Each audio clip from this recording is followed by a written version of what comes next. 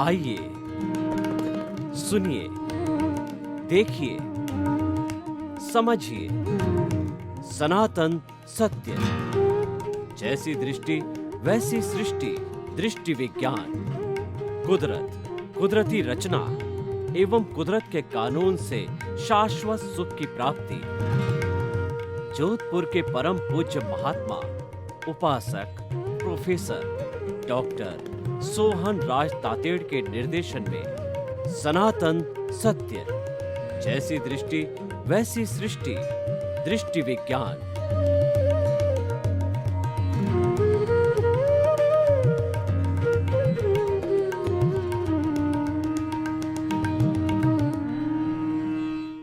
भाई और बहनों, मातृशक्ति को नमन। आज का हमारा सुंदर विषय नारी सशक्तिकरण।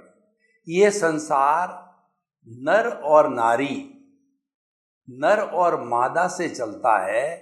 नर और नारी दोनों गाड़ी के दो अलग अलग पहिए हैं। एक पहिए बिना गाड़ी नहीं चल सकती है।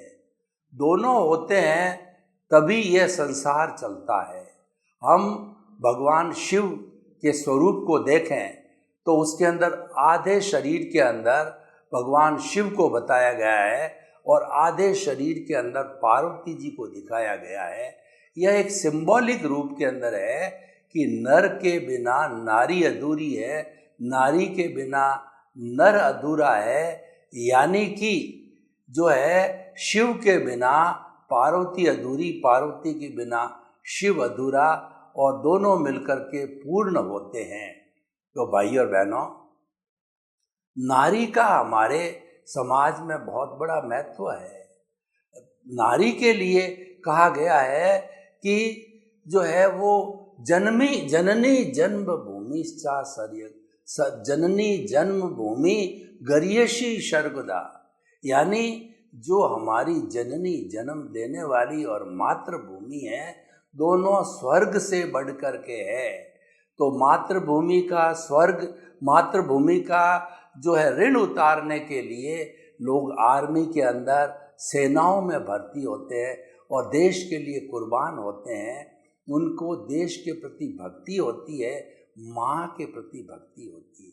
हमारी भारतीय संस्कृति में देखिए कि भारत एक ऐसा देश है जिसके अंदर भारत माता की जय बोली जाती है। यानी देश को माँ का दर्जा दिया गया है। किसी भी देश के अंदर जो है भारत माता की जय की तरह से नारा नहीं लगाया जाता है। ये इस बात को दर्शाता है कि नारी हमारे यहाँ पूजनीय है। यत्र नारी पूज्यन्ते तत्र देवता रमन्ते। जहाँ पर नारी की पूजा होती है वहाँ देवता निवास करते हैं। यानी नारी करुणा की मूर्ति होती है और नारी को भगवान ने एक ऐसा बायोलॉजिकल जो है वरदान दिया है कि वही संतान पैदा कर सकती है। नर संतान पैदा नहीं कर सकता, वही माँ बनती है और माँ का दर्जा भगवान से भी ऊंचा बताया गया है। कभी आपने देखा होगा कि ये बड़े बड़े ट्रक ट्रोले चलते हैं 60-60 टन के, 100-100 टन के, उनके पीछे लिखा होता है माँ का आशीर्वाद। माँ का आशीर्वाद बहुत महत्वपूर्ण होता है क्योंकि माँ का दर्जा इस दुनिया के अंदर कोई दूसरा नहीं ले सकता, और लेगा भी कैसे। देखिए कि माता का अंडज और पिता का जो है शुक्र, दोनों ये अलग अलग जीवित आत्माएं होती है और इंटरकोर्स के समय में ये दोनों जीवित आत्माएं मर कर के तीसरा भ्रूण बनाते हैं।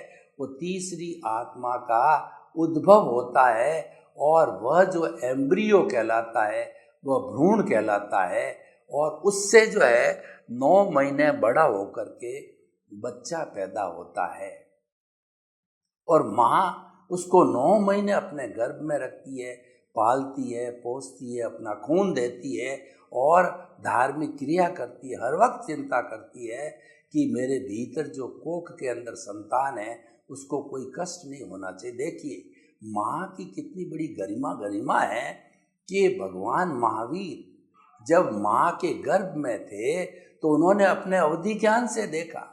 जो तीर्थंकर होते हैं वो 3 ज्ञान के धनी होते हैं, मति, शुद्ध और अवधि ज्ञान। जन्म लेते ही उनके ये तीनों ज्ञान साथ होते हैं। उन्होंने अपने अवधि ज्ञान से देखा कि मेरी माँ जो है जब मैं हिलता डुलता हूँ तो कितना कष्ट होगा वो गर्भ में हिलने से। उन्होंने हिलना डुलना बंद कर दिया। हिल डुल रहे थे तो त्रिशला माँ को जो है बहुत ज़्यादा खुशी थी और उन्होंने जो है पूरे शहर में नगाड़े बजाए कि एक महापुरुष जन्म लेने वाला है। लेकिन जो हिलना डुलना बंद हुआ तो त्रिशला माँ बहुत चिंतित हो गई और उसने कई तरह के दिमाग के अंदर विचार आ गए कि मेरे गर्भ को क्या हो गया, कोई क्षति तो नहीं हुई है। भगवान ने पुनः देखा अपनी अवधि ज्ञान से कि माँ तो चिंतित हो रही है, मैंने तो अच्छे के लिए किया था। उन्होंने हिलना डुलना प्रारंभ किया, माँ वापस खुश हो गई। तो इन सब चीज़ों को देख करके भगवान ने कहा कि अभी तक तो मैं गर्भ के बाहर ही नहीं आया और माता को इतना जो है वो खुशी होती है या मेरे हिलने डुलने न से दुख भी होता है। तो उन्होंने संकल्प किया कि जब तक माता पिता जिंदे हैं मैं दीक्षा नहीं लूँगा। 28 वर्ष की उम्र में माता पिता देवलोक हो गए। तब उन्होंने अपने बड़े भाई नंदीवर्धन को कहा कि मैं जो है अब दीक्षित होना चाहता हूँ। तो भाई नंदीवर्धन ने कहा माता पिता का शोक अभी संपन्न नहीं हुआ, तुम शोक में और शोक पैदा कर रहे हो।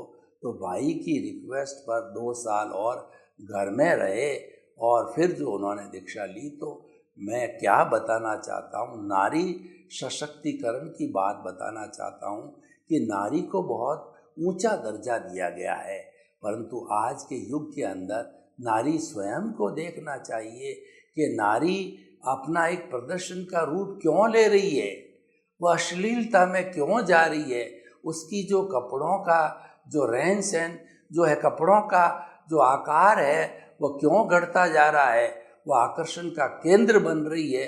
तभी युवा जो है जवान उनकी तरफ आकर्षित होते हैं और उसी से जो है ये विचार दूषित होकर के और रेप के वगैरह है अनैतिकता के कार्य होते हैं। तो नारी जब उसकी इतनी पूजा की जाती है, उस स्वयं को जो है उसके अनुरूप अनुशासन में रहना चाहिए और अपनी वेशभूषा, लज्जा और जो है करुणा, इन सब चीज़ों को अपने जीवन के अंदर स्थान देना चाहिए। भाई और बहनों, नारी जो है इसके 3 रूप है। एक रूप तो लक्ष्मी का है, दूसरा सरस्वती का है और तीसरा दुर्गा का है। वह लक्ष्मी 2 तरह की होती है। जब नारी भौतिक लक्ष्मी के रूप में होती है तो घर को वो आबाद कर देती है, घर को धन धान्य से भर देती है और साथ साथ के अंदर नारी जो है वो आध्यात्मिक रूप में भी जो है वो मुक्ति की ओर ले जाने वाली होती है, वो धार्मिक क्रिया कराने वाली होती है। आप रामायण को देखिए कि राम को अश्वमेध यज्ञ करने की बात जो मस्तिष्क में आई, विचार आया, तो उनके जो आचार्य है, उनके गुरु है, उन्होंने कहा कि बिना जो है सीता माता के अश्वमेध युद्ध नहीं हो सकता। धार्मिक क्रिया के अंदर जो है पति पत्नी दोनों का उपस्थित रहना जरूरी है। उस वक्त के अंदर सीता माता जो है वाल्मीकि जी के आश्रम के अंदर वो जंगल में थी। तो जो प्रभु भक्त, राम के प्रभु भक्त है हनुमान ने एक योजना बनाई कि सीता माँ की हूबहू ऐसी सोने की मूर्ति ला करके भगवान राम के पास में बिठा दिया कि वह साक्षात बोलती थी, राम उससे बात करते थे, इतनी सजीव थी। यानी उनकी उपस्थिति से, वो मूर्ति रूप में रहने से उनका अश्वमेध का जो है कार्य संपन्न हुआ। हमारे सांसारिक जीवन में जितने भी धार्मिक कार्य किए जाते हैं वह स्त्री पुरुष दोनों के सहयोग से होते हैं और दोनों का उपस्थित रहना जरूरी है। यानी नर और नारी का जोड़ा है, हस्बैंड और वाइफ का ये जोड़ा है। इस जोड़े से ही गृहस्थी बराबर चलती है। अब नारी सशक्तिकरण की बात हम करें तो आज के युग के अंदर नारी है वह मनुष्य से कम नहीं है। आज ऐसा कोई क्षेत्र नहीं है जिसको कि नारी ने टच नहीं किया हो। चाहे ऊपर जो स्पेस में जाने का हो तो जो है चावला मैडम जो है स्पेस के अंदर गई, और चाहे राजनीति का क्षेत्र हो, इंदिरा गांधी वगैरह ने बहुत ख्याति प्राप्त की। ऐसा सेवा का क्षेत्र हो, मदर टेरेसा जो है उसके लिए एक अनुकरणीय उदाहरण है। तो ऐसा कोई स्वर कोकिला को देखिए कि जो है वो जो स्वर कोकिला जो जो जो है उन्होंने कितना बड़ा स्थान अपना जो लता मंगेशकर ने स्थान जो ग्रहण किया है। सरोजनी नायडू को देखिए, अहिल्या बाई को देखिए, झांसी बाई को देखिए, कितनी कितनी नारियों ने देश की आज़ादी के अंदर अपनी कुर्बानी दी। अपने देश को अच्छा राजनीतिक सेटअप देने के लिए उन्होंने कितना कार्य किया।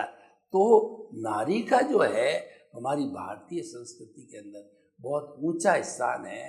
वैसे वो सशक्तिकरणी ही है, लेकिन कुछ पुराने जमाने के अंदर नारी को की अवमानना की गई, नारी को पुरुष की जो है जूती मानने लगा, नारी को एक भोग की जो है वस्तु मानने लगा, मानी जाने लगी, और पुरुष जो है वो प्रधान संस्कृति के अंदर नारी को स्थान नहीं दिया गया। वो कुछ समय बुराई आ गई थी, लेकिन उसी समय में भी जो है गार्गी और जो है वो जो लोक मुद्रा गार्गी वगैरह जो है कितनी कितनी नारियों ने जो है धार्मिक कार्य किए और हमारे सामाजिक सेटअप को और साथ साथ में धार्मिक गतिविधियों को कितना आगे बढ़ाया।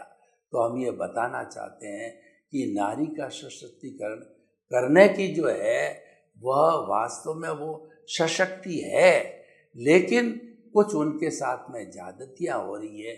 उनके साथ में घरेलू हिंसा को देखिए कि नारी को जब ब्याह के लाया जाता है तो जो है उसके ससुराल वाले उस पर दबाव डालते हैं कि तुम अधिक से अधिक पैसा अपने पीयर से, पीयर वाले पैसे वाले हैं वहाँ से लाओ, और बहुत दबाव डाला जाता है और नहीं लाती है तो उनको जलाया भी जाता है। तो ये दहेज दानव की कुप्रथा को जो है समाप्त किया जाना चाहिए। ये बहुत सी जो है नारियों को लील गई है। ऐसी बाल विवाह को देखिए कि बचपन के अंदर जो बच्चे समझते नहीं हैं उनका विवाह करा दिया जाता है, और जब वो वयस्क होते हैं, बड़े होते हैं, तब उनकी जो है विचारधारा या उनकी पसंद की बात कहिए या उनका चिंतन कहिए, उसमें उनकी भिन्नता होती है। तो वह जो है वो ब्याह शादी भी इतनी जो है परफेक्ट कहिए, शांतिपूर्ण कहिए, सुखदायी कहिए नहीं होती है। आज नारी को देखें तो वैसे अगर पुरुष और नारी की बात करें तो 50-50% की भी बात करें, 50-50% संख्या में होनी चाहिए। आज जो है ये लिंगानुपात जो घट रहा है, ये 50-50 की बजाय जो है ये 50-45 कहीं पर 40 तक भी पहुंच गया है। तो उसका दुष्परिणाम क्या है कि बहुत से जवान बच्चे जो है बिना शादी के रह जाते हैं, और जो लोग कुंवारे होते हैं वो कहीं न कहीं हमारे समाज की घात करते हैं। समाज के अंदर अनैतिकता पैदा होती है, क्योंकि ये जो है एक मानवीय जो कहना चाहिए कि हमारे 4 पुरुषार्थ बनाए गए हैं, काम, अर्थ और धर्म और मोक्ष जो है।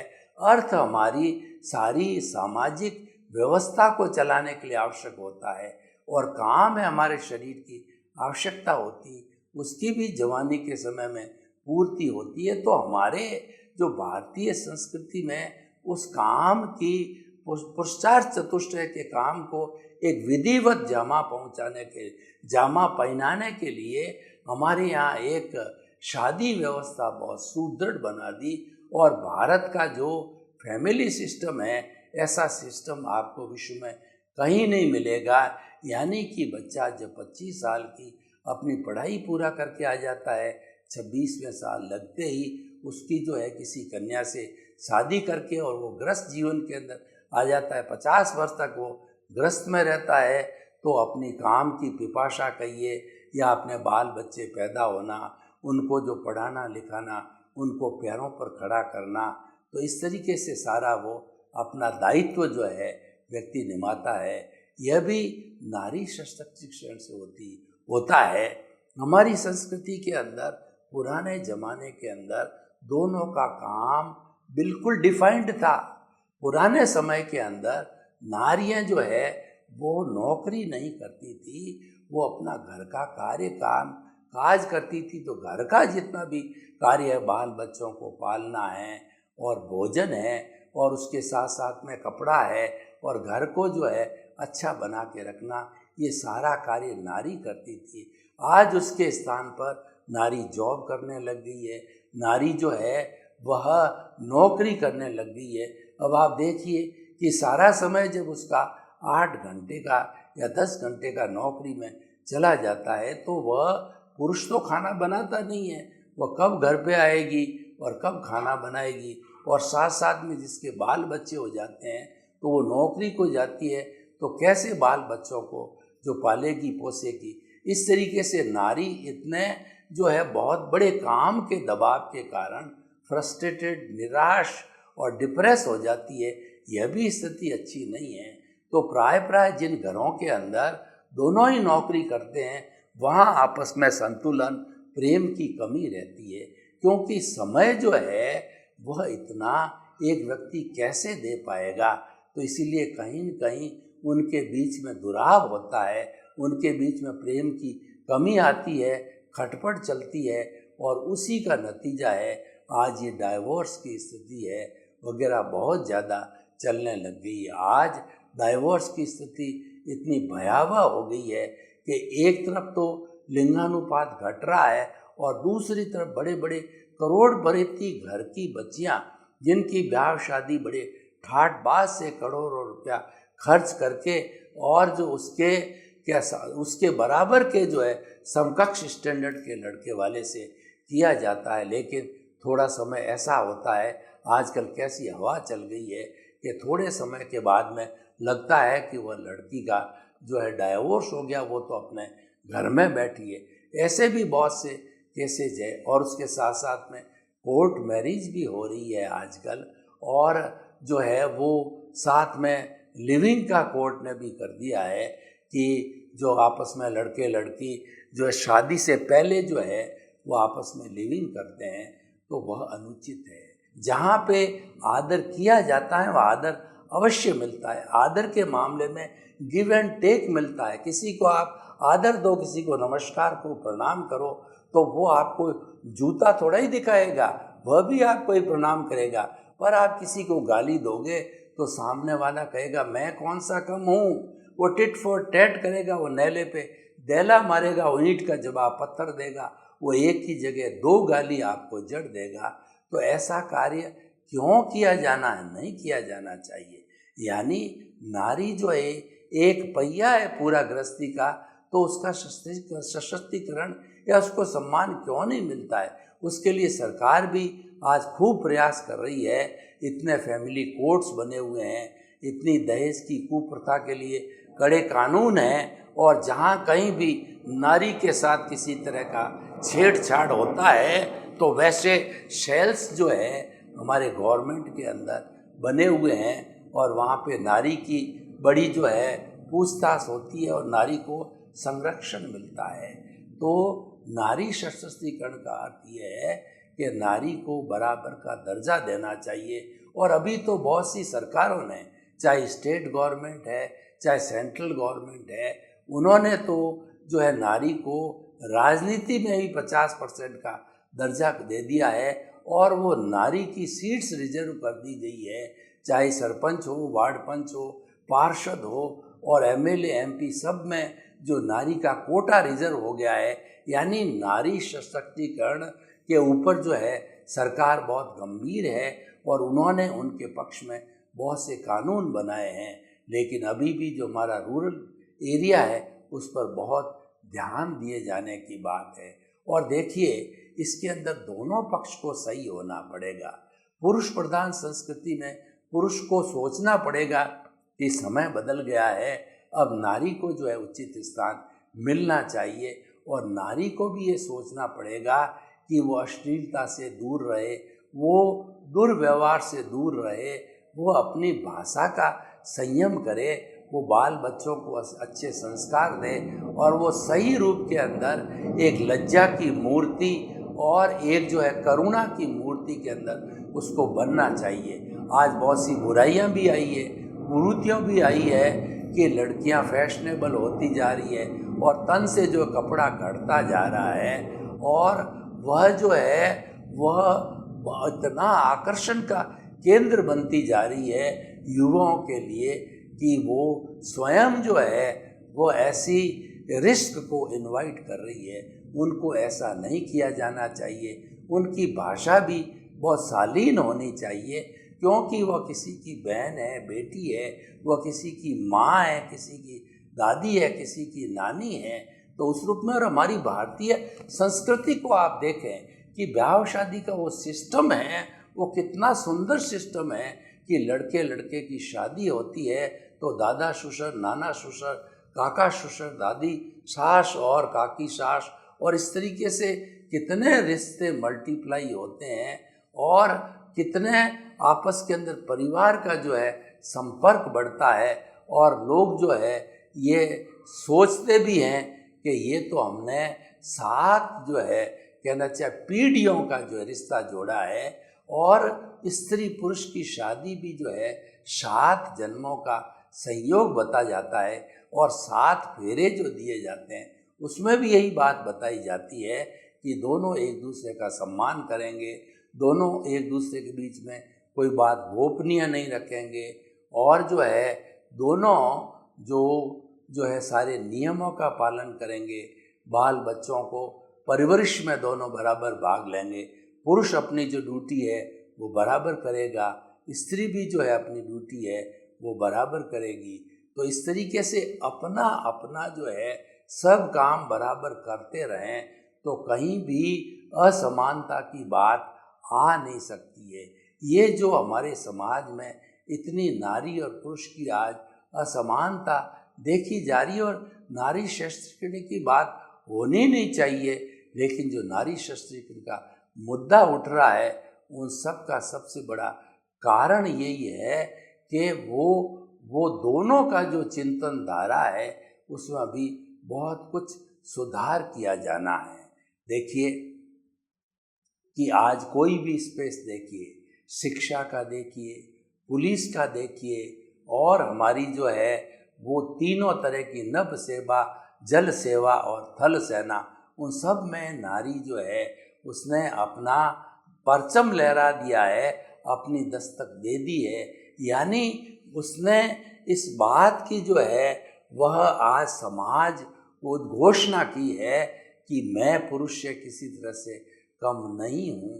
खैर कोई किसी को कम क्यों समझे, दोनों को बराबरी का दर्जा देवे और बराबरी का दर्जा देकर के सम्मान किया जाना चाहिए।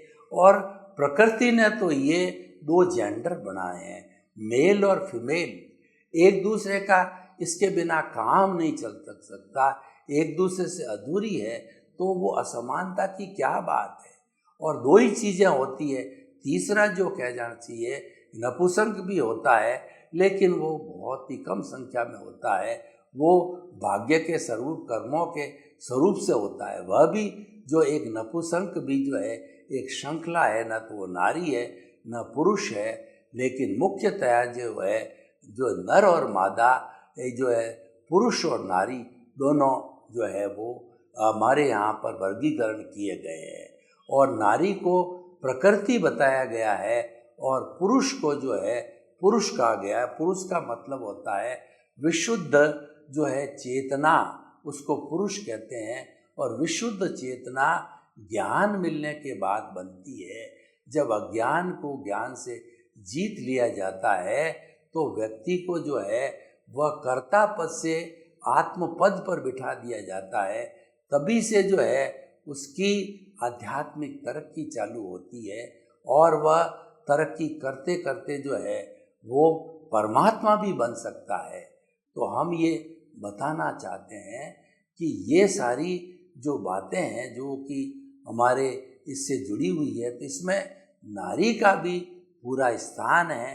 और उसको उसमें भाग लेना चाहिए और अपनी समानता दर्ज करनी चाहिए। पुराने समय के अंदर मैत्रेयी को देखिए और लोक मुद्रा को देखिए, तो कितनी कितनी जो है वो नारियां हुई है जो कि शिक्षित नारियां थी।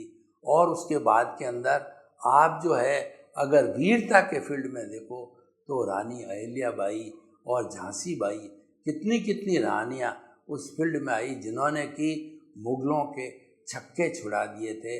और अहिल्याबाई ने समाज में कितना बड़ा परिवर्तन लाया था। विधवा विवाह है, बाल विवाह है, सती प्रथा है, उन सब का बहुत बड़ा उन्मूलन किया। तो भाई और बहनों, हम आपको बताते हैं कि नारी सशक्तिकरण के हिसाब से नारी पूरी सशक्त है। वो अपना खुद का जो है बचाव आराम से कर सकती है। नारी आज कराटे सीखती है। नारी आज हर क्षेत्र के अंदर वह मेधावी, होशियार, चाहे गेम्स का हो चाहे स्पोर्ट्स का हो। आज देखिए हमारे ओलंपिक जो है स्पोर्ट्स के अंदर नारियां कितने कितने बड़े पदक लेकर के आई। यानी नारी को किसी रूप के अंदर कम नहीं समझा जा सकता है। जो जेंडर डिफरेंस जो ईश्वर ने दिया है वह एक उसकी स्पेशल कैरेक्टरिस्टिक, उसका स्पेशल गुण है जो कि मनुष्य को न मिला है न मिल सकता है। नारी ही माँ बन सकती है। तो नारी का जो है हमें, क्योंकि वो किसी न के रूप में हमारी बेटी है, बहन है, माँ है, दादी है, नानी है, तो उसका सम्मान किया जाना चाहिए। तो मैं आपको बताना चाहता हूँ कि हमारे समाज के अंदर नारी जो है एक मूल्यवान वस्तु है। वह जो है स्वागत योग्य है और उसको जो है ऊंचा दर्जा दिया जाना चाहिए, समानता का दर्जा दिया जाना चाहिए, उसका पूर्ण सशक्तिकरण किया जाना चाहिए। सर्वे भवन्तु सुखिनः, सर्वे सन्तु निरामया। लोक के सब जीवों को सुख मिले, शांति मिले, आनंद मिले, प्रेम मिले, सौहार्द बने मिले और सभी हम मैत्री की भावना से, शांतिपूर्ण से अस्तित्व से जीवन यापन करके सुखी बने। सबके प्रति मंगल भावना। ओम शांति, ओम शांति।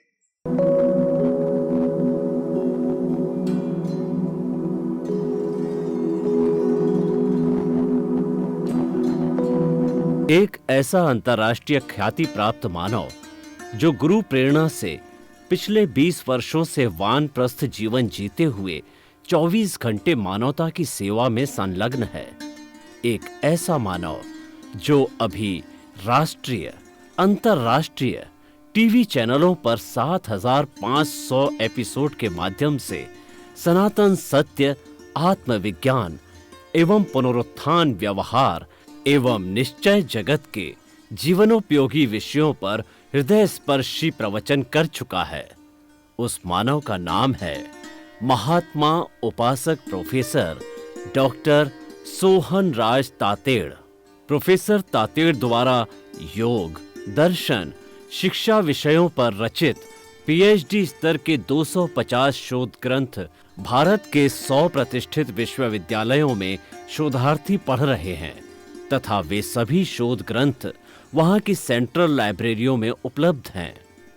महात्मा सोहन राज ने अभी तक हजारों स्कूलों, कॉलेजों, विश्वविद्यालयों एवं संस्थाओं में सेमिनार, वर्कशॉप, कैंप लगाकर लाखों विद्यार्थियों को योग, दर्शन, शिक्षा का प्रशिक्षण देकर उन्हें सुसंस्कारित किया। डॉक्टर तातेड़ ने भारतीय संस्कृति उत्थान के 4000 से अधिक समसामयिक विषयों पर आर्टिकल लिखकर ऑनलाइन जर्नल, पत्रिकाओं, वेबसाइट्स पर प्रकाशित किया, जिसका उपयोग लाखों पाठक कर रहे हैं। उपासक तातेड़ के 5000 से अधिक आज का सुविचार, आज का शुभ संदेश, आज का मंगल भावना योग आदि चिंतन websites, Twitter, blogger, Facebook, YouTube माध्यमों से लाखों लोग अपना जीवन निर्माण कर रहे हैं। मानवता के मसीहा ऐसे महामानव महात्मा सोहन राज तातेड़ के प्रोफाइल को अभी तक विश्व के 20 लाख दर्शक यूट्यूब पर, 12 लाख गूगल पर, एवं लाखों दर्शक फेसबुक, ब्लॉगर, ट्विटर और इंस्टाग्राम पर देख चुके हैं।